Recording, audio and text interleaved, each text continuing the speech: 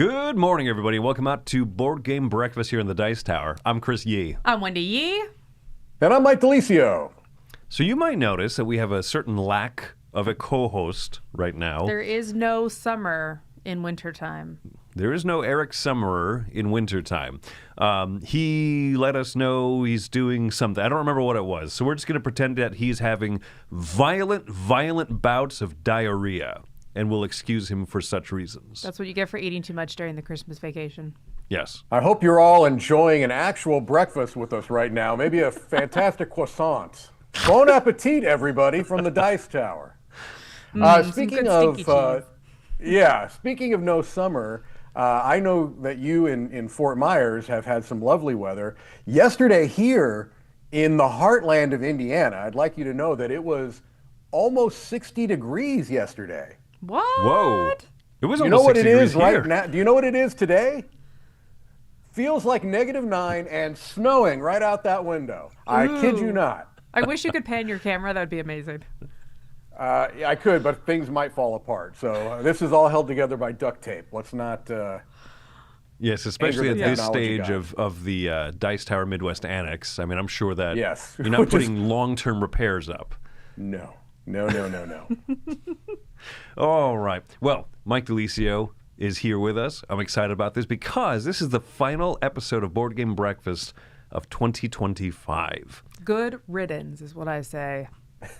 Get a bad year, huh? No, just, I don't know.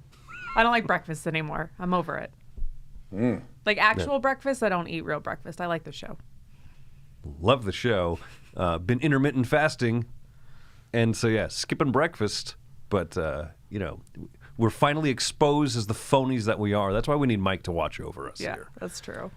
That's correct. I'm the arbiter of all that is true and right in the world. Also, I would like to thank, on behalf of the Dice Tower, some of our fantastic Gamefound backers. Do you think that's a good idea? I'm on board. I think we should do that. All right, here we go. Speaking of all that is true and right, I've got to put on the old man specs. All right, so we want to thank Connie and Enrique. We would also like to thank Nico and Bina, to Brother Kurt. Brother Kurt. I figure that sounds like a wrestling name. To Kelsey Vinanik. We have cheers from the Morris family near the rocky shores of Maine. Thanks to the crew who keep feeding my addiction to acquiring shrink wrap. I find it interesting that they're apparently getting board games purely for the shrink wrap. They're throwing away the actual game, and they are keeping the shrink wrap. And Need more then, microplastics oh in no, your we have life. two more. Oh no, that was the last one for today. That was the last one for today. Okay. We're gonna save the rest for a future fantastic Dice Tower program. No more Okay. spoilers. Well, a few of those folks will see you at the cruise next month. We'll see you at East in July. So, yeah. Wearing the Dice Tower E-shirt for next year? So is Mike. Look at that. Mike's wearing the bag. I'm wearing the bag. Yes, that will be the design of the tote bag. So, yeah, register. You can register right now if you want to play games with us in March in Las Vegas. Go to DicetowerWest.com. Orlando in July, DicetowerEast.com. And you'll also pre-order like these fantastic shirts and other accoutrement and accessories. So You will not be able to purchase a Dr. Pepper shirt. Apologies. That design didn't quite make the cut for our Dice Tower convention. that's a Chris Yee exclusive right there. Yeah, this shirt is one of a kind. That's what it says on it. It's a lie. I bought it from Walmart. Oh, yeah. Walmart, an evil scheme to make money selling more than one of the same good. $8 whole, man. All right, folks, we're going to jump to also thank our sponsor for this episode of Board Game Breakfast, GripMat. This show is sponsored by GripMat. These custom playmats come in regular texture or with their custom grip surface, so cards, tiles, chits, and miniatures won't slide around during your games. Make setup a breeze, upgrade your play experience, or just beautify your table with a GripMat. Check out their Etsy store to see their huge selection of custom playmats for many of the best games on the market.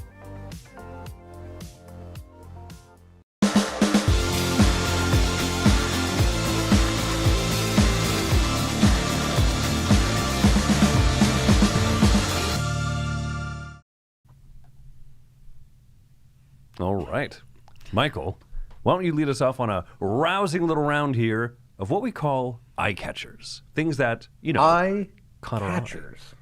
Yeah, well, I figured I should probably stay on brand as the, resident Knizia-phile. You can see, right? Look at that. Oh, I did it right the first time. I always point the wrong way with the wrong hand. There's my shrine of Knizia. so Look at proud of that, you. right there. I did the same thing. There he is. And so this is a game that has already been released, but apparently only in Dutch, in the Dutch language, from 999 Games. This is basically the Quest for El Dorado, which is one of his most well-renowned recent games, roll and write version. Yeah, so in the English, you can see they actually have the English edition there in the picture on Board Game Geek. It's going to be called The Quest for El Dorado, Roll and Explore. Yes. The Dutch version is very, very different. But the idea here is, just as you might expect, is that you're going to be kind of going, there it is. That's the Dutch version right there. Double You're going to be- aventure. Oh, okay, that's a really Love it. fun word. Yeah, that's a Dice really adventure. impressive word. Yeah. Yeah. Yes. Can't believe they have a word for that. Yeah. So you can see you've got different type of maps, just like you could build in the actual deck building game. You had a modular system of setting up maps, so you can have predetermined ones, or you could even make your own maps if you wanted to. And in that case, you were drawing cards, deck building style. You kind of were building your deck.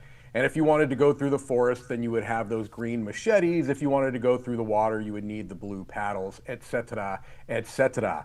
And in this one, you're rolling dice. And what's kind of cool is that it looks like it's incorporating some elements from one or two of the expansions into it as well. So I like that idea.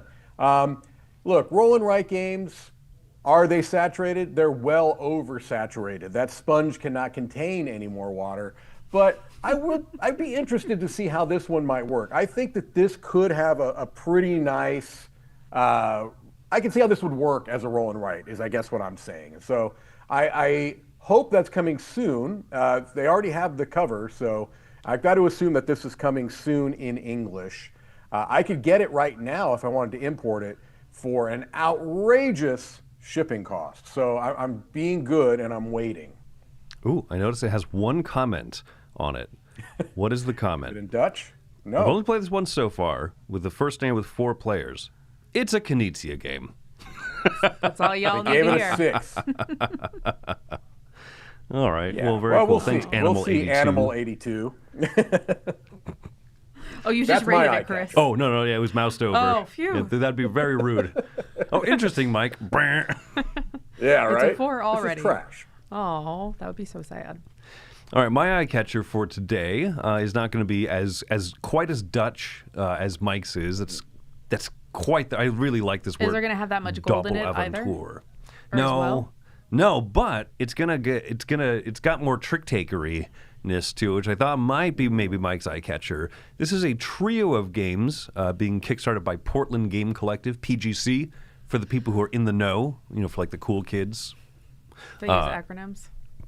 All sorts of acronyms, initialisms, shorthand, apostrophes, adjunctification. I mean, the kids are all about these things. They also say 6-7 because they're dumb. But every generation has their funny number. 6-7 is this one's. I saw an XKCD comic that they added it to a list of like all the funny numbers, collected over the generations of time. And the earliest one collected was 23, parenthetically skidoo.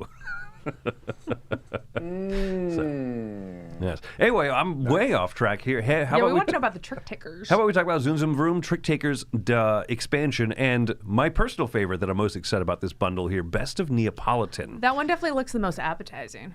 Oh, man. So that is Best of Neapolitan is a retheming of Boast or Nothing, which is, I think, one of the most clever trick-taking games I've ever played. It's brilliant. I've gotten to play it in person a few times.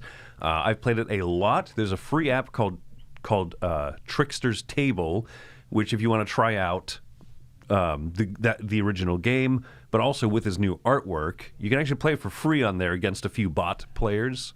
Highly recommend Trickster's Table in general. But my most played game on there is Best of Neapolitan. It's a 3-suit trick-taking game where the power of the suits are constantly changing based on which one wins the trick. And it avoids being too chaotic, but it's so good. I've not played the original Trick Takers. I know, Mike, you have. Are you interested in this expansion, or do you feel like there's already enough content in that box? Both. There's plenty of content in the box, but I'm also excited for more. So Trick Takers, I won't go too deep into it, but there's kind of different iterations. You had King's Trick Takers, which was its own game that I absolutely adore. And then Trick Takers, which is also fantastic. And this is adding new kind of characters to Trick Takers. It's a trick-taking game where you are drafting particular characters that have special powers when you're doing the trick-taking. So this is giving you more of those extra powers.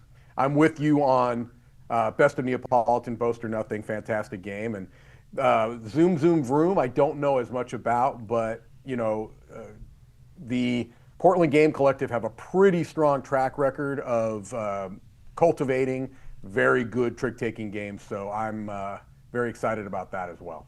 Yeah, exactly. They put out something like this, sight unseen, I'm interested. So yeah. I just think of that car commercial, Zoom Zoom, with the cute little kid voice. Now we owe Mazda money. Good going, Wendy. All right, my eye catcher is a Lacerda game. This is his next one coming up, and this is The Great Library.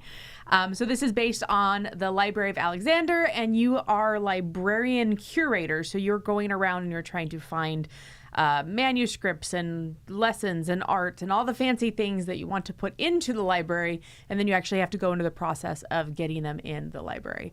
And I have been kind of cool on the Lacerda games for a little bit, and then the most recent one that came out, I just had the name on the tip of my tongue. What is it called? Speakeasy. Thank you, Speakeasy. Just was absolutely fabulous. I very much enjoyed it. It was one of my favorite games of the year, and so it like reinvigorated me and made me re-excited for Lacerda games. So of course this has the nice Andrew Bosley artwork and the his graphic design and everything that just makes these games playable. Tool. Did I say? Oh, I said the other artist. Tool. I'm sorry. The other artist. The other artist. There's two I care about. Yeah. Oh my goodness. Can we cut that in the edit? We good? Okay. We are live. We'll fix it in post. But here we everyone look at me. Yeah. Done. Anyways, I fixed it. Ian Fixed it O'Toole. live. He makes the games so playable and so doable. They're heavy. There's a lot, but because the graphic design is always so well done, because he really understands, he really groks these games when he makes that design. So, anyways, I love it, and I'm excited for it. Yeah, if you don't mind me dropping a name here. When I was in Tokyo earlier this year for the Tokyo Game Market, one of the special guests there was Vital Lacerda, and had a really nice opportunity to talk to him. And man, was he excited about this game. Really? Really, really, yeah. I'm sure he loves all of his games, right? Game designers, you're obviously going to be fond of your design, but he said that he really is excited about this one. So. Oh, that's awesome. And and if you want to know my thoughts on Speakeasy, just stick around at 11 o'clock. Wink. I've got a review of the solo mode going up there too. So yeah. Mike just dropped two names. His own. Vital Lacerda and his own. That's correct. Nicely done. Yeah. No, I'm looking forward to that as well. Yeah. All right, let's jump to some contributors, and then we'll be right back, folks. Happy breakfast, everyone. Today I'm here to talk to you about the Isle of Cats Duel. This is the relatively new 2-player only version of Isle of Cats. But there's a few other things. Gone is the card drafting element, replaced by a sort of drafting market board in the middle. But you're still going to be trying to save cats from the island and fit them onto your boat. You're trying to cover up rats like in the original. You're trying to complete rooms on your boat. You're trying to get families of cats and score these objective lesson cards along the way. As much as I am a huge fan of drafting cards and polyomino tile placement, actually I don't miss the first half at all in this version. Moving the cat meeple 2 places and you can take one of the things that it's either started on or touched on its movement around that market, and you're going to be adding your tiles to your board as normal, or hopefully like getting lesson cards to score big at the end. It's not just because this is a much smaller box, but also that streamlined and lower play time just means that this one's going to hit the table a bit more. And I still get the buzz of fitting those cat tiles in just the right way, or oh no, there's a little gap, but I can take a treasure tile and just squeeze it in the middle. For those of you worried, you still get like the target for the cats to sit in the box, though it might be more for kittens than cats. But I very much enjoyed this one. I think a lot of the duel games come and go, and you're like, yeah, it's good, but I'm just going to carry on playing the original. In this case, I think the Isle of Cats duel is actually going to be the one that stays on my shelf. It's smaller, so it takes up less room. It takes up less time when it gets to the table, so it's easier to play it. And it still, well, ticks all the cat-shaped boxes for me. Let me know, though, in the comment section below what you think of this one if you've had a chance to play it. And until next time, have a fantastic breakfast. Hey, board gamers, BJ from Board Game Gumbo here, back on the breakfast. One of the most frequent questions that I get asked at conventions all the time is, which one of the 2 parts of the Zalatar Unhinged do I really like? I've got an answer for you. Let's get right to the table, and I'll show you which one I prefer. You remember Zalatar? It's that diabolical trick-taking game by Chris Ray where you don't know the exact values of your cards, but you got to figure it out quickly because that's how you make a bid. You use one of the cards, and if you hit that bid, that's how you score big points.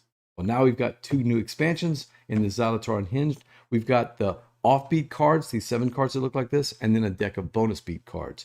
The offbeat cards, they look like regular Zalatar cards, but on the backside, they've got half values. They play just like regular for bids. This is still a 4, this is still an 8. But they're negative points to you if you win the cards during the round. The bonus beats cards, on the other hand, it's a deck of cards that all change up the flow of the game or give you special powers. Kind of typical Bezier fashion, right? You know, this one replaces a rightmost card with a 0, and then you can play that instead of lead suit. One of them lets you miss your bid by 1, but you still win. Or you can insert yourself and take over the lead, and that could be big at the end of the game.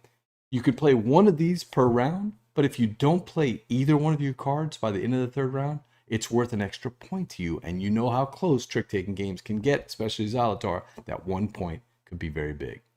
All right, that's the 2 parts to Zalatar Unhinged. Yeah, I like the bonus beats better, but I like both of them, and they're easy to integrate. So if you catch me at a convention, I've got it with me. Let's play a game. Until next time, laissez les bon temps rouler.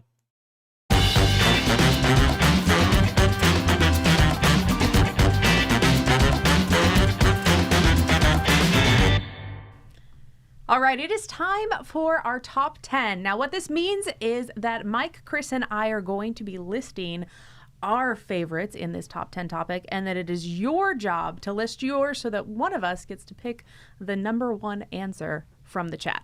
So go ahead and share that. And this top 10 list for today is going to be top 10 wishes for 2026. And I don't mean any of that world peace crap. I mean specifically board games. Okay. I don't mean any of that house. world peace crap.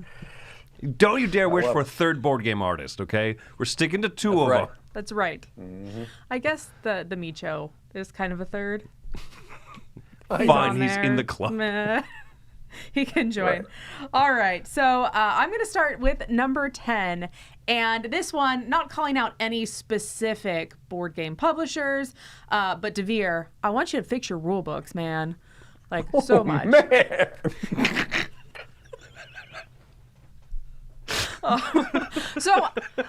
Okay, what really bothers me is that they tend to stick like really important key rules not in the main body of the text, but instead on like weird side jutouts that I assume are examples or like, hey, here's a neat fact.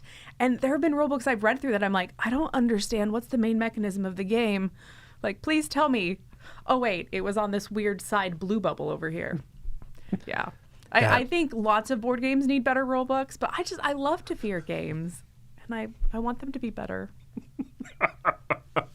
Oh, Andrew here. Kyle Farron is rolling in his bed right now. Yeah, it's true. He's probably asleep. He lives in mountain time. Anyway, yes. He'll wake up to his phone blown up. Oh, Gosh. oh my goodness. You've been demoted, Kyle. That's right. Yeah. Hey, publishers, never put an important key rule in a big old like box on the side. Or in a totally different color page. Like, Oh no. man. Those are for examples. Yeah, Okay. rule books have been an issue. They've been an issue. I was surprised that all three of Mike's wishes weren't this, actually. Well, I missed the memo. I went positive on all three of mine. Okay, I'm going to go number 9. Mine is not cruel and vindictive, quite like Wendy's demotion of every other board game. Sorry, Beth Sobel. The number 9 pick here is that might have missed the mark just a little bit, right, by 1 year, but in 2026, I'd love to see an Andor board game. There's a lot of Star Wars stuff. There's a couple of Andor characters popping up in Star Wars Unlimited. Good, right? I know Mike wants the Oops All Wattos set for Star Wars Unlimited. That's correct. But what part of Andor? don't care. Don't Okay, care. do you want the heist? Do you want the prison break? Do you want spoilers? Don't care. Been out for a bit. It's okay. It's my man. It might be my favorite Star Wars thing. It really might be. But it's my favorite show. That's so sad. Why? No, I mean that's exciting, but also Oh, Wendy's just nothing in the first trilogy. Man. Like, I'm shocked. what is rough today. This is, But yeah, I mean, it could be a show about or a game about political intriguing. It could be about a revolution. It could be about prison breaks or anything like that. I don't know. This is such a fantastic show, and I would love to see that. Right? There's a lot of IP stuff coming out. Lord of the Rings has blown up. Star Wars has also kind of increased their output a little bit. I'd love to see like a dedicated Andor thing. That's my wish. what about, I can see this happening if you took Andor and added anthropomorphic animals and put it in a woodland setting. There you go. Yeah, yeah, and then put the word "Legends of" in front of it. Yes. Is there a prison break in that one? I don't should be. remember. All right, I'm number 8. And so in the last couple of years, the Tokyo game market, which I've already mentioned when talking about Vital Lacerda, have had a booth at the Essen Game Fair in Germany, which is the largest board gaming convention in Europe. I would love to see them do the stop. same thing. What's that? You'd love to see them stop I'd doing love that. to see that never happen again. Yes, I'm sorry. Yeah, I did not apparently read the memo. But yeah, I would love to see that at Gen Con, okay? So the idea here is that I think it would be, and I think it's something that they probably are working on, just expanding that market because it's really a fantastic place where there's a lot of game designers that are already renowned, like the latest Spiel des Jahres, Bomb Busters was created by a Japanese designer. And so getting those games into more places, obviously I've been a big proponent of this. So they have it at Essen. I'd love to see them do the same thing at Gen Con, have the biggest board gaming convention in America, also have a little bit of an outreach with the Tokyo game market. So I think that would be great. Oh, good positivity. I'm proud of you. Also, if they can get a couple of artists over there, that would be wonderful too. Maybe. Oh, that'd be great. Yeah. I don't know very many. Yeah, whoever did the Bomb Busters artwork, though, that's one of my favorites. Yeah, that's super cute. It's very cute. Okay, well, I'm going super negative Nancy again. However, I have to say that Devere is very good about this. And this is, instead I'm going to call out Board and Dice, because I also love their games, but you never know about them until like 2 weeks before they come out. So please let me know what you're going to make this year. Like, and stop making T games. We don't need more names that we can't pronounce. Just put real names on them so we can tell them all apart. This is a Wish 7.B. This really is. No, but that's the thing is, like, they come out with these games, and I'm like, what is your thing for the year? I'm going to make an anticipated list, and I have to literally put, like, a blank and be like, I anticipate this game from a publisher I really enjoy. But there's no game to put in the spot. You did do that this year, didn't you? Did I do it last year? I thought. I don't remember. I didn't do my anticipated list yet. No, from last year. Oh, I think I did last year. Sorry, Yeah. this year is still 2015. Anyway, Yeah. it's that awkward few days when this year means a lot of different things. But yes. But DeVere is fabulous at this. DeVere lets you know like 7 years in advance what's coming out. So see, they can win it. I think that Wendy is having a belated Festivus celebration, is doing her airing of grievances today. I got a lot of problems with you people. This is great. I just wish you'd be better. Let people know your games are coming so you can build up that anticipation. Yeah. Some publishers do this really well, and when we make our anticipated list of the year, that's what we have to pull from, you know? It only benefits the company. Like, the longer we know about a game and can get excited about the game and get the word out about the game, the more people will buy the game. Maybe, There's a window there. There's a window, right? There is. If you announce it, like, here's an example. Since we're being, negative and calling out publishers, like I think about something like the Dark Quarter, right? That was announced, and I was hyped, and then it just kept waiting and waiting and waiting. So there is that window. You want that sweet spot, right? Yeah. Yeah, that's what Kevin in the live chat here makes a point, right? It says, he gets annoyed when a game is announced and it's like over a year away. There is that window, and I think saying DeVere does a great job of this at their Essen booth. They always have like a big display case that says, hey, this is next year's catalog, boom, boom, boom, boom, boom, boom, and they have a bunch of stuff laid out. And there is that feeling of immediacy to it, right? Some of those games are out in a few months, some of them are out in 6 months, some of them are out next year's Essen. And that's really impressive. And I get that that's not easy to do. Yeah, but these are wishes. It's true. I don't want to wait 3 years as well for something. All right. Also, don't forget in the chat to put your wishes in there so that I can pick them. That is true. What is your guys' wishes? Number 6 here, this was a positive, but now I'm going to turn it into a negative. Board game publishers, if you have a game on Kickstarter and you don't have a playable version on Board Game Arena during the campaign, you're an idiot. You're the dumbest publisher that's ever tried putting out a game. No, there's a few that have done this, and I think that this is a really nice touch. I think that this is a wish, right? I know that it takes a lot of time to like develop, and I've seen games go through the alpha and then the beta process, and then what it takes to actually get them like out publicly on Board Game Arena. But the ones that do put in the time to have this like ready to play when the Kickstarter launches, I think that's such an amazing tool. It gives me so much more confidence that your game, like you feel like your game is a game and not just a method of selling deluxe upgrades. I think that this is a great thing to do, and I'd love to see more of it. It's interesting because I could see people going the other way and being like, oh, I played on Board Game Arena, I'll just keep playing it there and I don't need to back it now. So there's like that weird back and forth. I think there's been pretty strong evidence. A lot of it is colloquial evidence, I suppose, but a lot of publishers have said that just exposure and people playing on BGA, they're like, no, I want to play the physical of this. If they like it, they'll spend the money for it. And if you spend the money for it, you'll spend the money on the deluxe upgrades for it. I guess if it has really good miniatures, you can't paint those on Board Game Arena.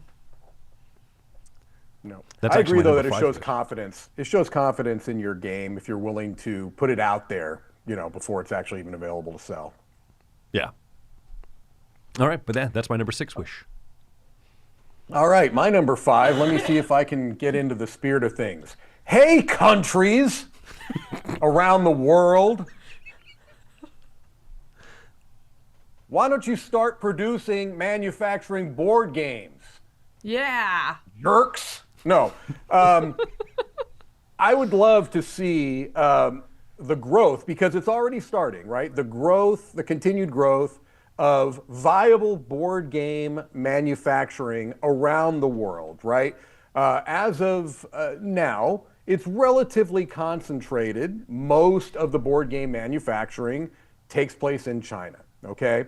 And I just think it's good for the hobby to have viable options in other places around the world. I'm not saying stop producing board games in China. That's not for me to say. But I really do think that this would be very good. Not only does it help, when you're talking about, if you're talking about current events, things like, the tariff situation has obviously caused, some strife in the board gaming community. But I just think that it's going to be something that would be a net positive for board games if there are more places around the world where you can viably produce them at costs that are similar to other places, so that you just have more options. I think that would also potentially help with shipping, right? Depending upon where you are in the world, if you have manufacturers that are closer to you, you can save some money on the shipping, and you can hopefully pass that saving on to the end users. So like I said, this is already happening. We're starting to see manufacturing more in Brazil, places like Vietnam. There are places where it's happening, but I'd hope it continues to grow, because I think it would only be for the best for board gaming hobbies. What I'm hearing is world peace. Wow. World peace, united around our love of shrink wrap. Exactly. Got to collect that. Way to blow it, Mike. You turn this into a nice positive. I tried besmirching nations around the world. Okay, well, we're on to me. This one is more positive. This is, so I was scouring the internet looking for an eye catcher, and I was like, what is Alexander Pfister doing? He's one of my favorite designers. And I was like, what's he doing next year? And the Google AI assistant gave me absolutely tons of false information. It listed like 3 board games that he has nothing to do with. So that failed me. Yeah, he designed Claustrophobia. Oh. Yeah, he's coming out with it next year. Yeah. Yeah, that was helpful. But I was scouring the internet. I was like, what is he working on? Because I love so many of his games, and I'm really excited for whatever next he has in the pipeline. I just can't seem to find it. So my wish is that he will come out with another game that will be in my top 10 of my top 100, because so far, Pirates, man, that's amazing. Boon Lake, that's amazing. Broom Service, we don't talk about it. Yeah, I love so many of his games. But that's Broom Service 2. Ooh. Ooh. Positive. I'm being positive, Chris. It's so much fun putting this slideshow together. Too fast, too broom. Do you know, Mike? Do you know anything that he's coming out with or working on? I don't believe I do. Yeah. You didn't ask Vital when you were in Tokyo Game Market dropping your name? I did not ask Vital, no. We are on a first name basis, of course. Yeah, I should have asked Vital, but no, I don't know. I mean, I'm trying to think of, he works with different publishers, right? I mean, so you would think, I'm sure there's several things that are coming out soon. Did he have an Essen release? Did he have a Pirates of Maracaibo expansion? Just a small expansion, the Kraken Packin', or whatever it's called. I feel like that's been his most recent stuff, has been the expansions. Then there was the El Paso last year. Yeah, that to me makes me think it's even more likely that there'll be probably maybe even big. 2, kind of big, high-profile Alexander Pfister games. He just needs to announce them more than 2 weeks in advance. That is true. There you go. Let's see. Oh, yeah, I'm up next here. My next wish is, we're all familiar with the very excellent Fellowship of the Ring trick-taking game. If you haven't heard, there was a soft release at PAX and will be released worldwide in January. The Two Towers, the trick-taking game. So I have a very specific wish, okay? We've seen book 1 of The Lord of the Rings, the trick-taking. We've seen book 2 of The Lord of the Rings, the trick-taking game. Follow my logic here. You want The Hobbit? I don't just want The Hobbit. I want the overbloated trilogy pack announced of The Hobbit, the trick-taking game, Unexpected Journey, Desolation of Smaug, Battle of the Five Armies. I want 3 trick-taking games set in the Hobbit universe that are just so bloated with extra content that they have to make 3 boxes of these. There's no way you could possibly fit it into one little thing. It has to be so expansive and struggling to fill the spaces in. The 4th mission of the Battle of the Five Armies, there's still war. Win more tricks. Chapter 17 of that box, war's still happening. Do we know what's happening in the battlefield? Not really. Orcs showed up. There's elves over there. How's the battle going? Don't know.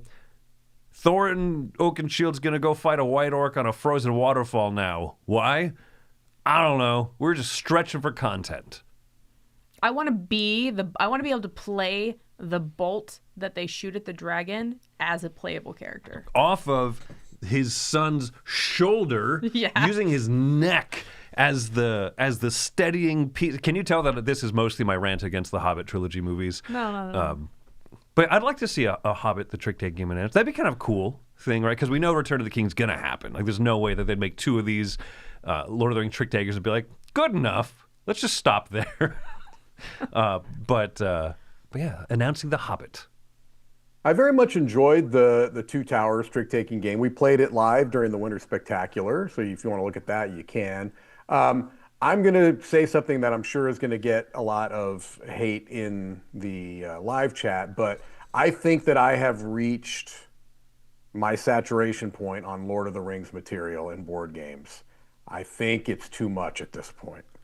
Give it a rest, come back in a couple of years, 2-3 years, and you can, but there were so many Lord of the Rings games this year.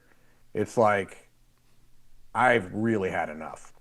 But I never loved Lord of the Rings. I liked it, right?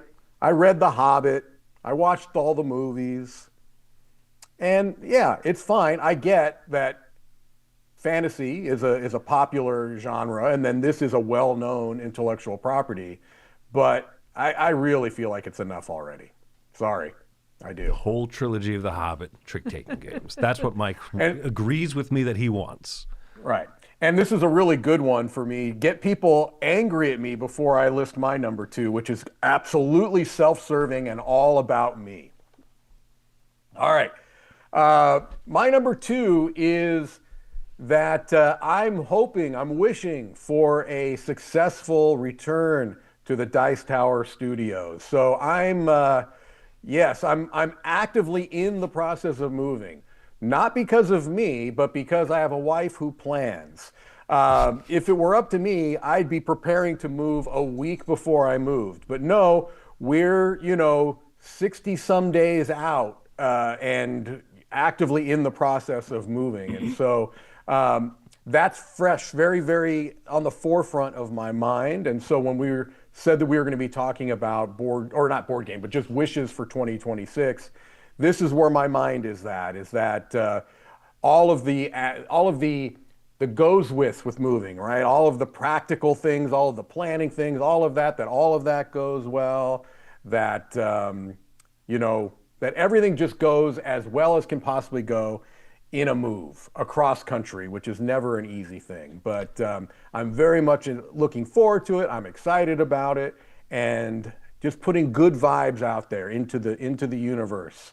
To have a wonderful and successful return to the Dice Tower Studios. Did anyone tell Tiffany that we don't live in Homestead anymore? Did you already have a lease down there? No, thankfully, yes, she's well aware. She's much more aware of everything than I am. So what step out of the 92-step plan are you on at the moment? I haven't seen a numbered list. I'm sure one exists, but for my purposes, we are well ahead of the curve. For Tiffany's, I don't know. I don't get the impression that she feels like we're behind, so I think we're right on schedule according to her plans.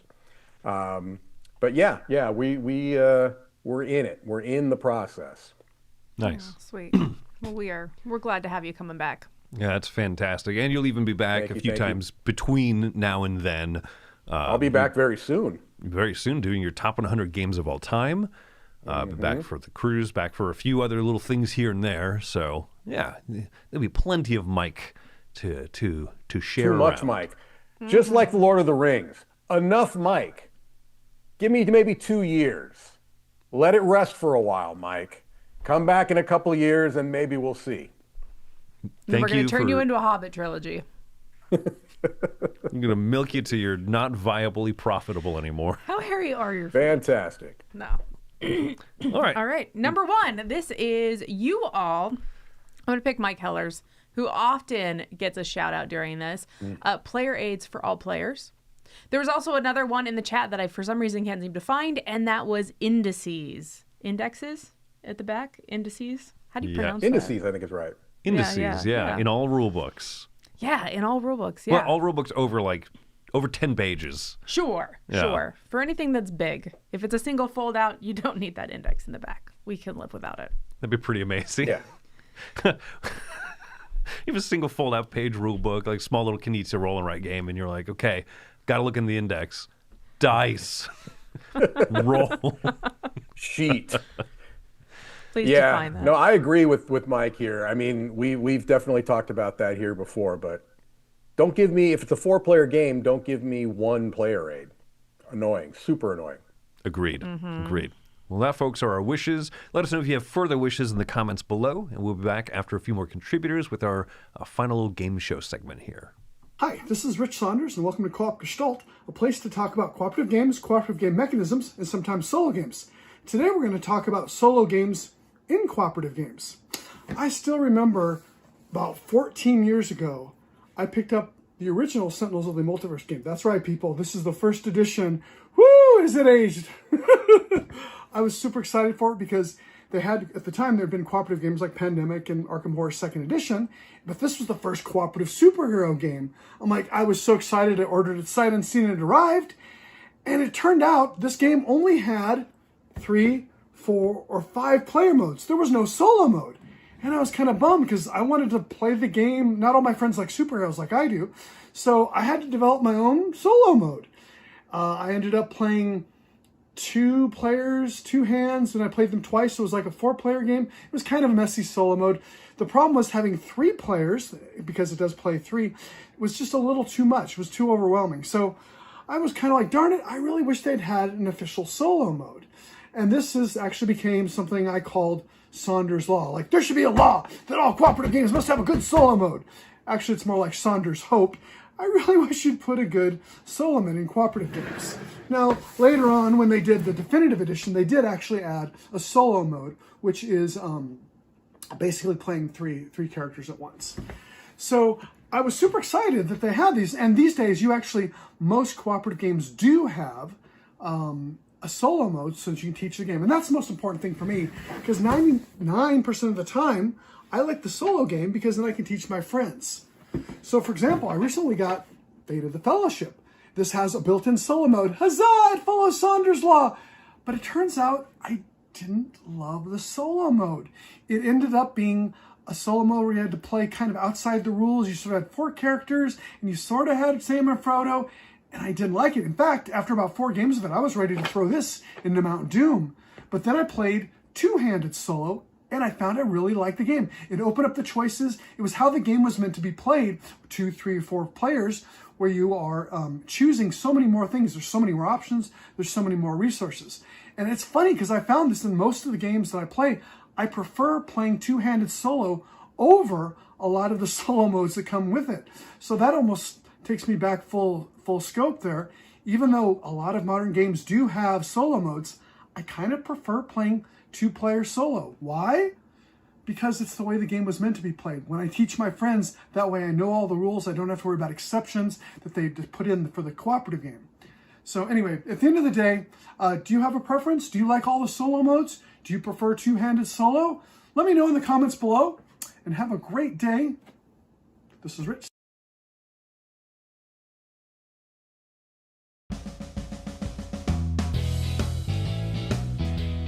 Hello, and welcome back to Retro Board Game Corner. Here I have Crawl, published in 1983 by Parker Brothers. This is a 2 to 4 player game in which you're playing Prince Colwyn and you're trying to rescue Princess Liza from the evil beast. But first you have to find the mystical glaive to do so. Let me set this up and show you how it works. This is what the game board will look like set up. Every player is going to start here on a fire mare space. Everybody's going to get a character card that's a strength of 4. As you're rolling dice, you're moving across the game board, following the directions on each space. When you land on a 5 space, you're going to use your character plus the dice to try to flip over these cards if you win the battle. The object of the game is to find the Black Fortress card and the Glaive card, which is going to be hidden somewhere on these 15 fight spaces. After you've done that, you come here to the final battle. During the final battle, you'll roll these 2 dice and consult the chart. You're trying to get the prince up here to the princess space before the beast reaches the princess. If you have successfully done that, you've won the game.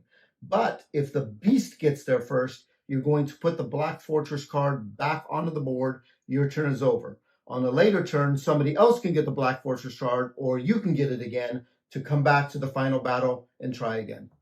Kroll is a 1983 fantasy film that was a box office bomb. Although many years after its release, it has achieved a cult following. I had this board game as a child, but was missing the dice and the 2 figures that came with it. It took me a long time to find a complete copy. Well, that's all the time I have for now. If you have a comment below, or you can X them to me at Retro Board Gamer. And as always, may your rolls be high.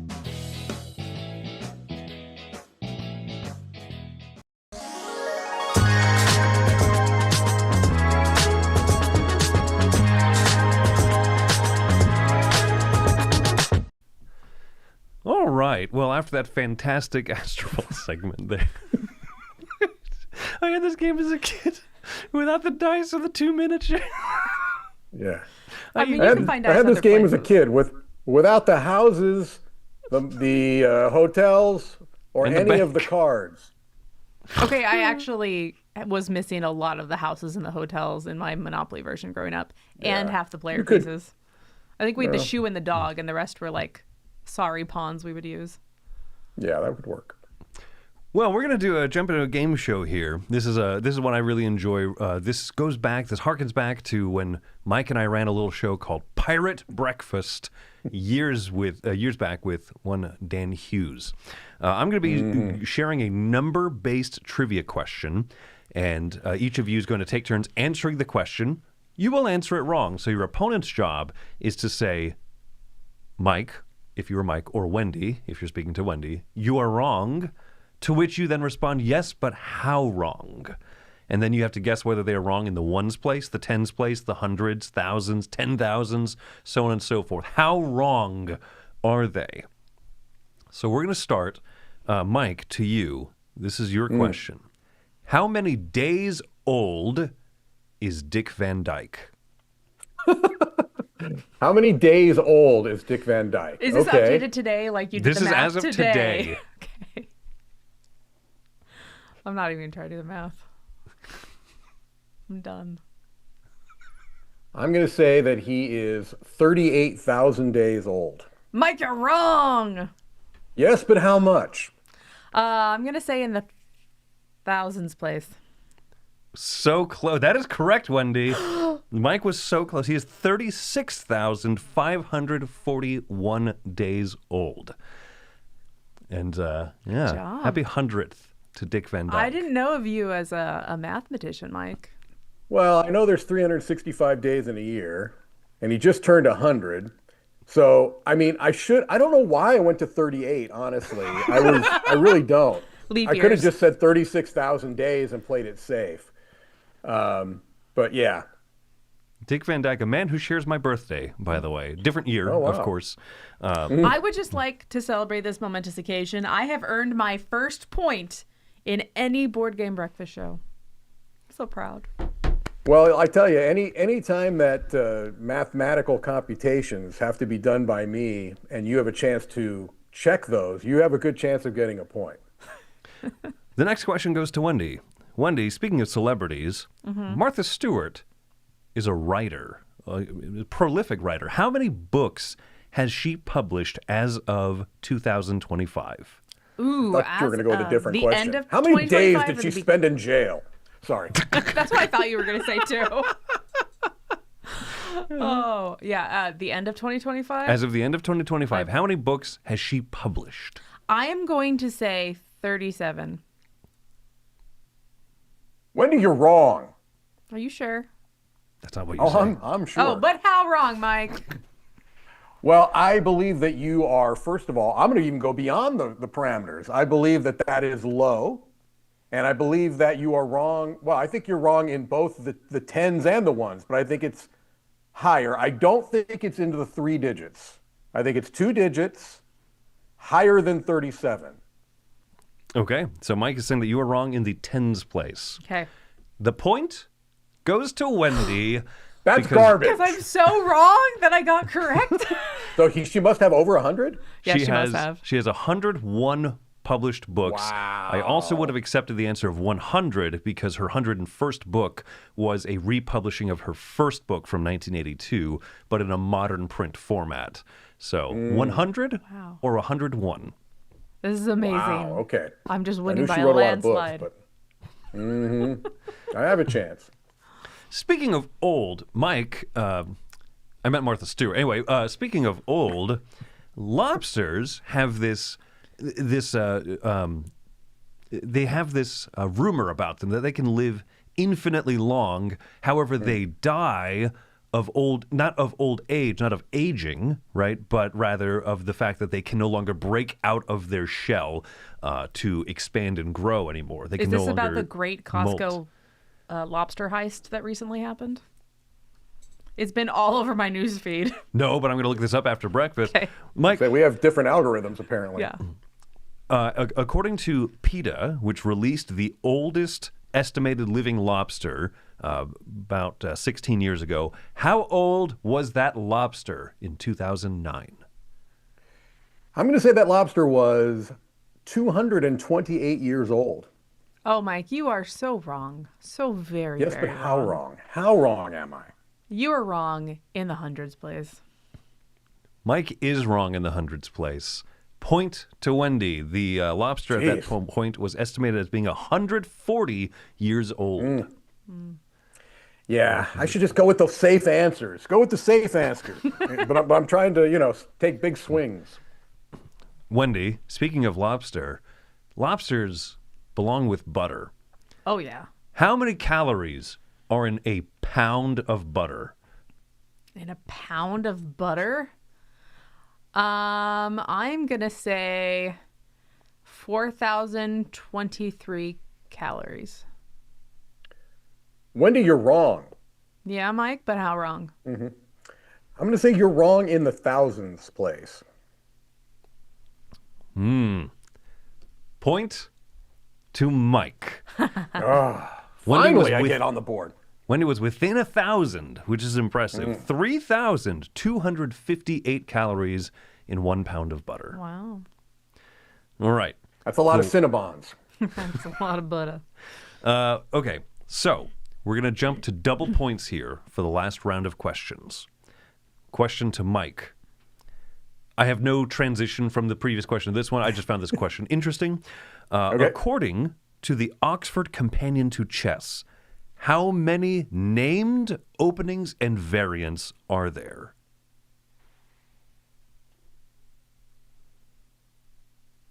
I'm going to go with 56. Oh, you are wrong, Mike. How wrong, though? How wrong am I?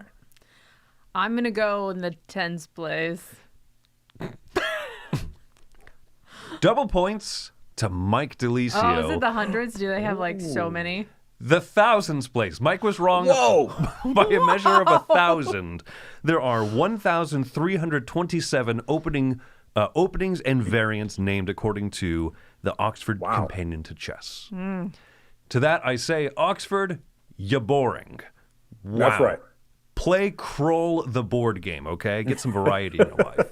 Do you, once you have all those memorized, do you get like a black belt in chess? Like, Yeah. It's a black and white belt. yeah. Wendy, Mike earning double points has brought himself tied with you. Oh, no. So this is the final question, okay? Okay. I believe this is up to date of today, though the episode has not aired yet, is my understanding. How many episodes of the TV show The Price is Right have aired? Oh, man. Ooh. I'm going to say 6,293. This is including the primetime specials and all that kind of stuff. 6,000, you say? I'm going to say that, Wendy, you are wrong. Yeah, but how wrong? I'm going to say you're wrong in the... So if I think there were 10,000 or more, I would say, where would I say she's wrong? You would say that she was wrong in the 10,000s place. She's wrong in the 10,000th place. This is for This is for the whole enchilada here, folks. The entire lasagna, if you will. Yeah. Why don't we say entire enchilada? That's better alliteration. I'm dragging out this excitement here, much like the final battle, the Battle of the Five Armies, the third movie of the trilogy of The Hobbit, The Lord of the Rings, The Hobbiton Adventures of Bilbo Don't Baggins. drag it out more than 1 minute and 13 seconds, Chris. Woo. Time's almost up. The answer is 10,071 episodes. Mike wins it. Of course, I wouldn't let the guest lose. Obviously. Well, there you go, folks. 10,071 episodes of The Price is Right. We're trying to catch up here with episode 538 of We're almost Board there. Game Breakfast. Getting close. Well, that's going to wrap up this episode. Fantastic one. Thanks so much for coming down, Mike, and for winning the game show. Mike, you see you have a review of Speakeasy Solo coming up here in about an hour. In just about an hour. All right, fantastic.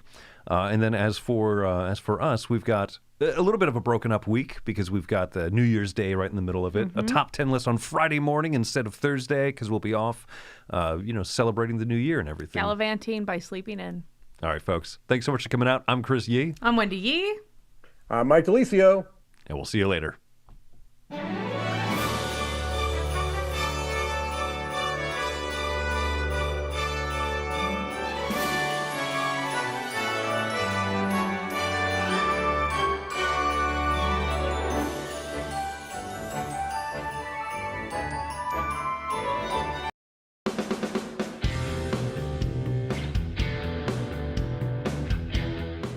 Hey everybody, thanks for watching this video. If you like this review or whatever you just watched, wasn't it amazing? Check out our channel, Dice Tower.